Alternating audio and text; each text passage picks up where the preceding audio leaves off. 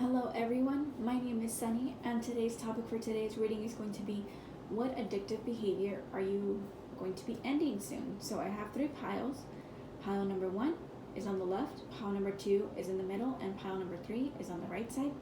Take your time if you need to, otherwise skip to the timestamp in the description or comment section, and I'll see you at your pile or piles with your selection. So I will start with pile number 1 already. So pile number 1. What addictive behavior are you going to be ending soon? You have the Ace of Wands upright. So pile number 1, I wonder if by any chance you have how can I say this? Where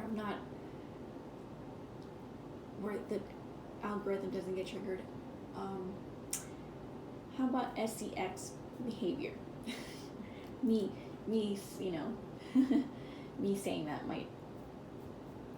spelling it out might be better, but yes, this behavior for some people might be something that you're kind of ending soon. Maybe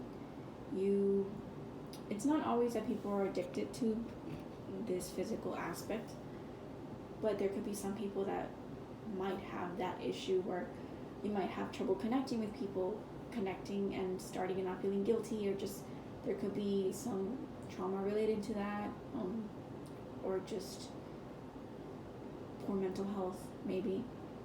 But I definitely think that for you, pile 1, you could be learning to appreciate yourself or exploring yourself even at that. You could be feeling more comfortable in exploring that aspect of you, your own self-loving habits, right? If you get what I'm trying to say. I think that you could be more comfortable because you're open to that. You're open to really exploring that aspect of you where you're trying to really know what is making you feel more comfortable and when you don't feel more comfortable. You could have reasons why you have reservations when it comes to opening that aspect of maybe a relationship or maybe that relationship with you, but you're trying to work through that and you're trying to end that cycle of feeling guilty maybe for wanting things, for desiring others or desiring to feel wanted. And I think that's what you're going to end, right? This addictive behavior.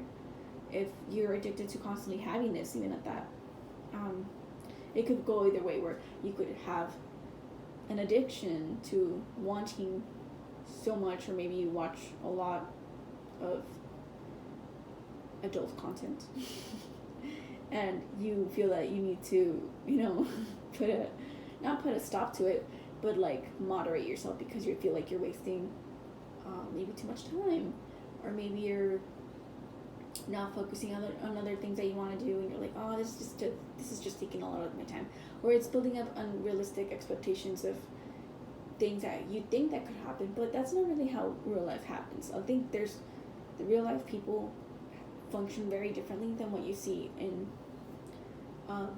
videos, right? Like videos are made to be glamorized, or made to be beautiful. Everyone looks great, but in real life, not that everybody looks terrible, but everyone has flaws, and you can't see those flaws on a screen.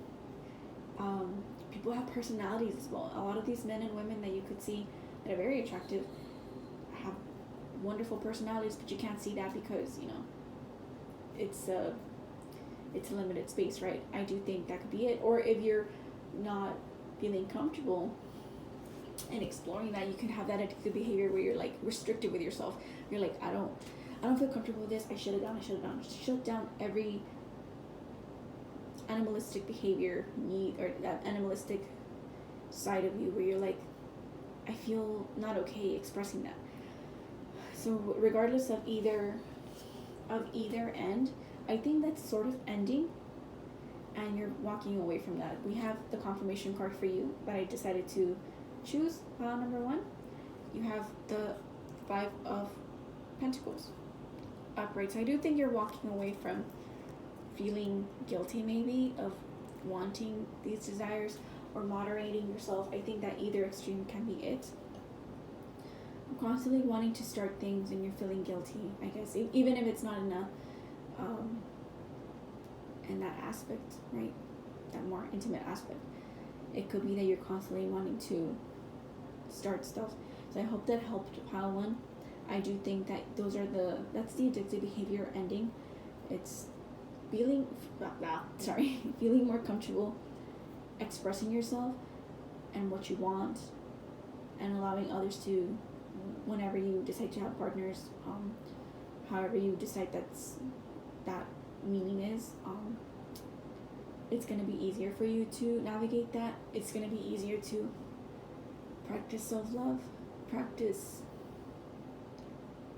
being okay with that energy. I'm trying not to say the word because I don't know, it's one of those triggering words that gets you banned, but all I'm trying to say is that you're going to find it a lot easier to navigate your sex energy, and being more open to that.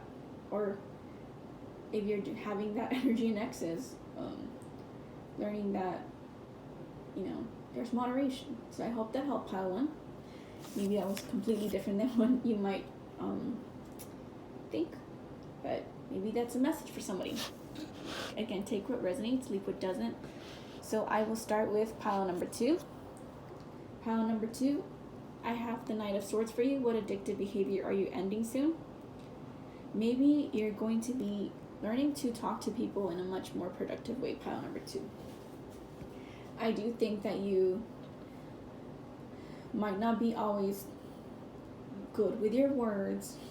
You might be very brash, very harsh, very cutthroat, and you are learning to consider people's feelings. You're learning to talk to people a lot more productively. Maybe you learned by watching movies, or maybe by talking to counselors or talking to others in a situation where you can express yourself, because I do think you are good at expressing yourself. You're just not navigating always to everyone's understanding, because sometimes you can be a little bit cold, you can be a little bit harsh, and by speaking to others and allowing yourself to learn from how they learn, or how they would like to hear the message that you need to address, how they would appreciate to be talked to, you learn to talk, not assimilate, but you learn to pick up those cues, and you learn how to kind of talk to them. You're learning to receive and understand, comprehend how you comprehend, but then you also try to convert that energy into something that they could understand. So whenever you speak, you're like, I need you to wash the dishes. But you could, when you can say things like, when you say that message, it can be either when you're saying that, it can come across as you're blurting it out, you're yelling it, you're demanding the dishes to be done. You can say it like, the dishes ain't washed, or something like that. It's just, you could have an attitude when you speak and you not realize that it can be very annoying or very insulting to others, or just not always, not that it's not clear, it's very clear, it's not the issue here, it's just that the message can be said in a nicer way, or toned down, or a lot more with manners. If that makes sense, pile number 2. So that's what addictive behavior you're learning to let go of. I do think that you're learning to, because you appreciate the people around you and how they listen to you, but because you also appreciate who they are for you in your life, I do think you're learning to be more receptive, pile number 2. So the confirmation card I have for you is the Page of Pentacles reversed. So I do think that you're learning to treasure the people around you by learning to receive the message and transforming that message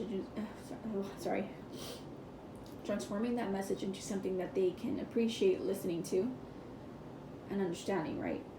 Maybe please and thank you go a long way. So I think that's what you're basically, not that it's literally please and thank you for every situation, but you're learning to be more receptive and considerate of how others come across and their emotions and what they need.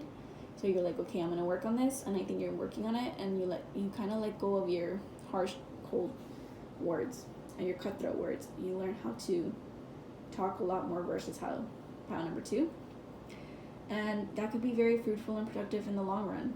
So I think that that's going to be very helpful for you. I think you're going to show the world that you're a much better person, you're more open, and I also think you're going to be a lot more playful in your speech. So I hope that helped pile number 2. That's the kind of addictive behavior you're letting go. So I hope that helped. I'm keeping it short and simple today.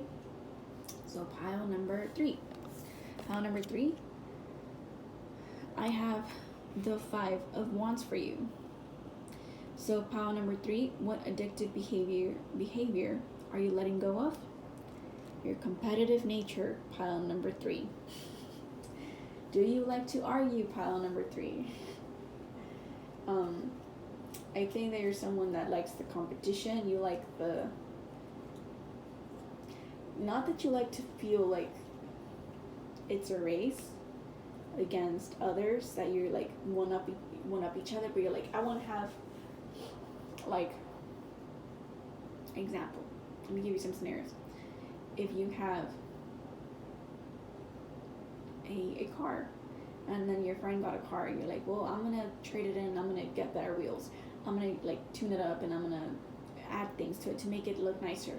That could be it, right? You're like one-upping that person. Or if you have a date, right, and you want to give them like a Valentine's Day a Valentine's Day gift and you give them flowers, right, and then your friend has a date too with someone and they give their significant other flowers and a teddy bear and, you know, chocolates, and you're like, well, my date's not over, like I'm gonna do all the 9 yards and, you know, take him out too to a fancy restaurant, take him out shopping, give him like chocolates, like just go above and beyond. You give that energy, pile number 3. And I think that you are learning to let go of that, because maybe you're not competing with anybody, but you're competing constantly with the ghost of what you think you should be, or maybe the ghost of your past, right? I think that competitive nature, that having the last word, having that, not like, how do I say, maybe not always competition, but always wanting to be on top of everything, or just be on top of situations, just always having the upper hand. There you go. And not everything's always going to be beneficial for you. Letting go of that addictive behavior, always wanting to be the best of the best of the best. And it's always the best for you and not the best for everyone. And that can be kind of draining for the people around you, because if you're always in this mentality, you're never in a rest emotion. And you're never letting others reach you. It's always like, you're ahead. And people can't catch up to you like that if you're never resting and stopping or considering others like, hey, lend me a hand, help me out, you know. I think that's what you're letting go of, pile number 3. It's interesting because I feel that you have a good spirit. It's not like you maliciously mean bad, but more so it can be read as you are someone that you have like tunnel vision, I feel. Like once you focus on something, you just keep going and going and going, and you never step back to consider if others need a helping hand to reach to the same place as you are, because you have maybe you're a great visionary and you know how to get to a place, but you might not always know that others might struggle to get to that place. And I think that confirmation card for you that I have for you, pile number 3, I have, there you go. I have the 6 of Pentacles reversed. So you might end up considering people where you could be helping them to some extent, right? Only the people that you feel that you deem responsible or you deem valuable. Like, not that you're necessarily giving to, like, you give your help out if it's needed, right? If you see people struggling. But I do think that even though it's reversed, I do think that you could help others, right? But on your own private, not private time, but in your own privacy, where you don't want to make it obvious. Like, you kind of want to go behind the scenes and help people out, but let them like take credit. If you get what I'm trying to say, I think you could help others maybe financially, but I just think that you're the kind of person that would help them out with your time, because that is an asset. And I do think that you would kind of help them out get to the same place as you are, so that you're not, so they don't feel like you're a competition. Like they don't feel like you kind of want to be like, we're all in this together. Like I'm no better than you, but I also want you to strive for success. So I will help you, but you're not going to take the credit for it. I think you're going to be someone that wants to be working behind the scenes. And so that way that when they're like, oh, look at what I did, I accomplished this, you're like, yeah, you did this great, and people like applaud them for it. They're applauding them and not you, because you helped them out. You know, like I think you're going to be a little bit less selfless. Not selfless. You're going to be less selfish and become more selfless, because you want them to succeed along with you, but you also don't want to take their credit, because you know how that can be. And I think that because you know how that can be, you choose to kind of help them behind the scenes without taking any credit, because you want them to feel important, or to feel just as great as you feel, because you're striving for all greatness, and competition is not something that you feel you need to, to do. So I hope that helped pile 3. That's the kind of addictive behavior you're ending. You're ending that selfish need to be competitive and strive for success without helping others. And I think you're gonna help others on the way. You're not gonna feel so lonely at the top. Sometimes that can be lonely and isolating, and maybe cause jealousy and envy from others. And I think that you don't mind helping others to feel empowered in that way. I think you will allow others to feel empowered by their own.